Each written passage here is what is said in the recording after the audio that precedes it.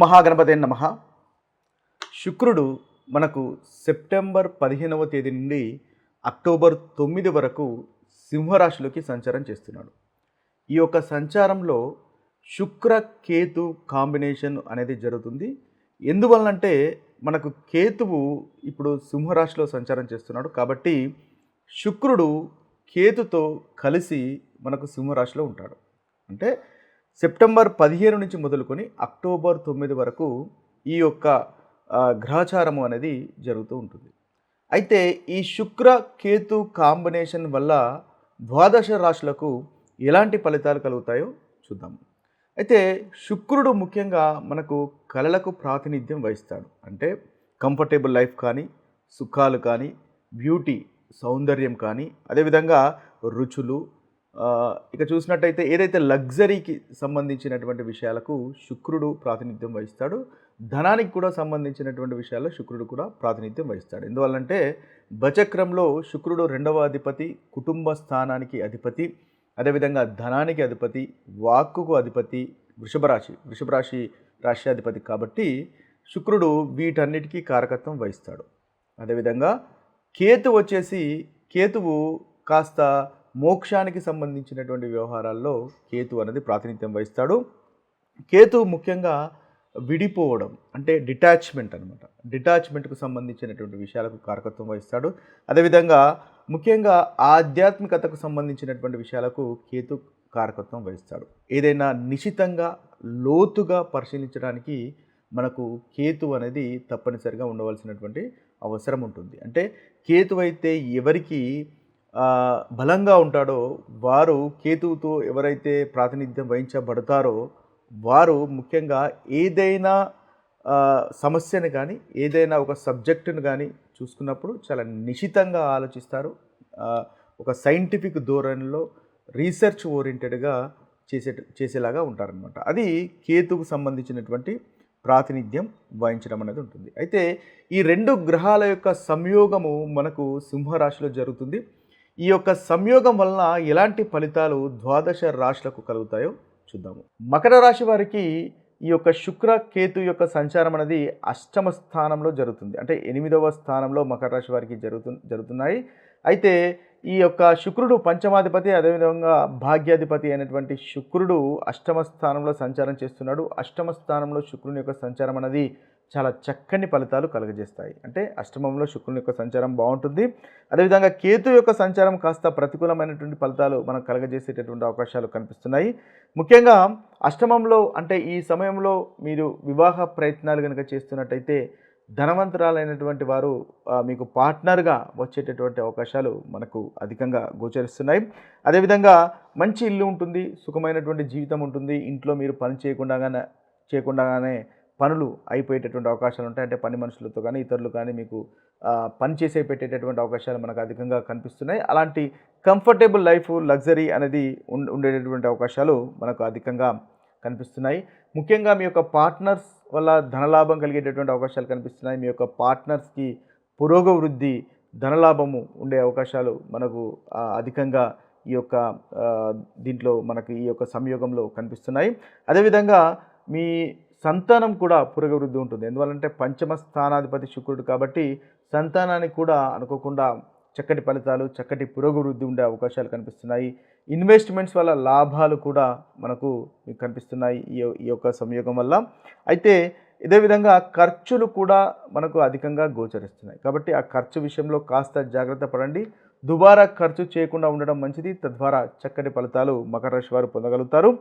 ముఖ్యంగా ఈ యొక్క సమయంలో ఏదైనా అకల్ట్ సంబంధించింది అంటే ఏదైనా రహస్యానికి సంబంధించిన వాటి విషయాల్లో మీ యొక్క అభిరుచి అనేది పెరిగేటటువంటి అవకాశాలు మనకు కనిపిస్తుంది. అయితే సత్యం అంటే ఏదైతే హానెస్టీ, నిజాలను దాచిపెట్టేటటువంటి అవకాశాలు కూడా మనకు మకర రాశి వారికి ఈ యొక్క సంయోగంలో మనకు గోచరిస్తుంది. కాబట్టి ఆ విషయంలో కాస్త జాగ్రత్త పడండి.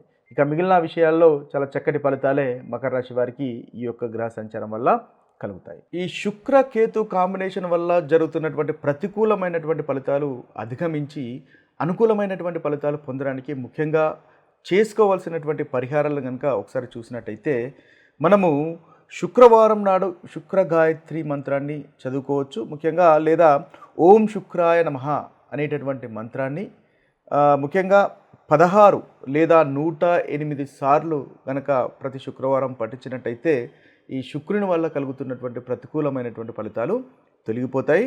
అదేవిధంగా ముఖ్యంగా కేతువు మంగళవారానికి ప్రాతినిధ్యం వహిస్తాడు. కాబట్టి ఈ యొక్క కేతు మంత్రం ఓం కేతవే నమః అనేటటువంటి మంత్రాన్ని మంగళవారం రోజు 108 సార్లు కనుక పఠించినట్టయితే మనకు కేతు వల్ల కలుగుతున్నటువంటి దోషాలు కూడా తొలగిపోతాయి. అదేవిధంగా ఈ 2 గ్రహాలకు సంబంధించినటువంటి పరిహారాలుగా మనము ముఖ్యంగా దుర్గాదేవిని కానీ లేదా లక్ష్మీమాతను కానీ మనము పూజించినట్టయితే ఈ 2 గ్రహాలకు సంబంధించినటువంటి పరిహారంగా మనము చూడవచ్చు. అదేవిధంగా దాన ధర్మాలు కనుక చూసినట్టయితే తెల్లని వస్త్రాలు కనుక దానం చేసినట్టయితే ఏదైతే ఈ శుక్రుని వల్ల కలుగుతున్నటువంటి ప్రతికూలమైనటువంటి ఫలితాలు తొలగిపోతాయి. తెల్లని వస్త్రాలు కానీ, పాలు కానీ, చక్కెర కానీ, సుగంధమైనటువంటి ద్రవ్యాలు కానీ దానం చేసినట్టయితే మనకు ఈ శుక్రుని వల్ల కలుగుతున్నటువంటి ప్రతికూలమైనటువంటి ఫలితాలు తొలగించుకోవచ్చు. అదేవిధంగా అనుకూలత అనేది మనము పెంచుకోవచ్చు. అదేవిధంగా కేతు కనుక చూసినట్టయితే ముఖ్యంగా యాష్ కలర్ అంటే బూడిద రంగు వస్త్రాలు కనుక దానం చేసినట్టయితే కేతుకు సంబంధించినటువంటి ప్రతికూలత అనేది తొలగిపోతుంది. ఇక డే టు డే లైఫ్లో కనుక మనం చూసినట్టయితే ముఖ్యంగా శుక్రుడు అనేది మన యొక్క పార్ట్నర్స్కు అంటే భార్యకు సంబంధించినటువంటి కారకత్వం వహిస్తాడు. కాబట్టి దాంపత్య జీవితంలో ముఖ్యంగా సహనం అనేది పాటించాలి. అంటే శుక్రుడు కేతువు అంటే కేతువు పోట్లాటలకు సంబంధించినటువంటి గ్రహం కూడా చెప్పవచ్చు. కాబట్టి శుక్రకేతు కాంబినేషన్ వల్ల మీ యొక్క పార్ట్నర్ అనేది స్పిరిచువల్గా మారవచ్చు, లేదా కాస్త పోట్లాటలు అంటే చిన్న చిన్న తగాదాలు పెట్టుకునేటటువంటి అవకాశాలు కూడా ఉంటాయి. కాబట్టి దాంపత్య జీవితంలో సహనం వహించడం అనేది ముఖ్యమైనటువంటి పరిహారంగా చెప్పవచ్చు. ఓపికగా ఉండండి. దూకుడు మాటలు అనేది తగ్గించుకోవడం ఎంతైనా మీకు చెప్పదగినటువంటి సూచన. ఎందువల్లంటే శుక్రుడు అంటే భార్యకు మనకు ప్రాతినిధ్యం వహిస్తాడు. కాబట్టి కాస్త కోపంగా ఉండేటటువంటి అవకాశాలు ఉంటాయి. కాబట్టి మీరు కూడా ప్రతిగా ఉండకుండా సంయమనం పాటించి ఓపికగా ఉండడం వల్ల మంచి ఫలితాలు పొందుతారు. అదేవిధంగా స్త్రీలు కూడా కోపంగా ఉండకుండా దూకుడు స్వభావాన్ని తగ్గించుకోవడం వల్ల మంచి ఫలితాలు అనేవి ఈ యొక్క కాంబినేషన్లో మీరు పొందవచ్చు. ముఖ్యంగా శుక్రవారం నాడు ఉపవాసం చేసినట్టయితే చక్కటి ఫలితాలు కూడా ఈ యొక్క కాంబినేషన్ వల్ల మీకు కలుగుతాయి. అదేవిధంగా కేతువు ఖర్చుకు అంటే వెళ్ళిపోవడానికి సూచిస్తాడు. కాబట్టి ధనం కూడా ఖర్చు అయ్యేటటువంటి అవకాశాలు మనకు అధికంగా కనిపిస్తాయి. ముఖ్యంగా మీరు లగ్జరీకి అదేవిధంగా విలాసమైనటువంటి వస్తువులకు ఖర్చు చేసేటటువంటి అవకాశాలు అధికంగా ఉంటాయి. కాబట్టి ఈ విలాసమైనటువంటి వస్తువులకు లగ్జరీకి సంబంధించినటువంటి విషయాలు ఆచితూచి అవసరం అనుకుంటే తప్ప దుబారా ఖర్చు చేయకుండా ఉండడం అనేది మీకు చెప్పదగినటువంటి సూచన. అదేవిధంగా ఇంకా చూసినట్టయితే మనకు ముఖ్యంగా ఈ శుక్రకేతు కాంబినేషన్లో శుక్రుడు సహజంగా శుభగ్రహంగా చెప్పవచ్చు. అదేవిధంగా కేతువు కాస్త మనకు పాపగ్రహం. కాబట్టి కేతువును మనము పూజించడం వల్ల చక్కటి ఫలితాలు కలుగుతాయి. అంటే కేతు గ్రహానికి సంబంధించినటువంటి పరిహారాలు ఎక్కువగా చేసుకోవడం వల్ల మనకు మంచి ఫలితాలు కలుగుతాయి. కేతువుకి ఆధిపత్యము గణపతి వహిస్తాడు. కాబట్టి గణపతిని పూజ చేయడం వల్ల మనకు చక్కటి ఫలితాలు అధికంగా మనకు దీనివల్ల కలుగుతున్నటువంటి ఫలితాల నుంచి మనము రెమెడీస్గా మనం పొందవచ్చు. ముఖ్యంగా గణపతి దేవుని కానీ, సుబ్రహ్మణ్య స్వామిని కానీ, దుర్గాదేవిని కానీ పూజించడం వల్ల చక్కటి ఫలితాలు మనకు కలుగుతాయి. ఏదైతే కేతు వల్ల కలుగుతున్నటువంటి ప్రతికూలమైనటువంటి ఫలితాలు ఉన్నాయో ఆ ప్రతికూలమైనటువంటి ఫలితాలు తొలగిపోతాయి. ముఖ్యంగా శివుని పూజ చేయండి. శివాలయంలో రుద్రాభిషేకం చేయడం వల్ల కూడా మంచి ఫలితాలు అనేవి మనకు తప్పకుండా కలుగుతాయి. ఇక ఇవి స్థూలంగా మీకు శుక్రకేతు కాంబినేషన్స్ వల్ల కలుగుతున్నటువంటి ఫలితాలు. మరొక వీడియోలో మరొక ఫలితాలతో కలుద్దాము. అంతవరకు సెలవు. సర్వే జన సుఖినో భవంతు. సర్వే సుజన సుఖినో భవంతు.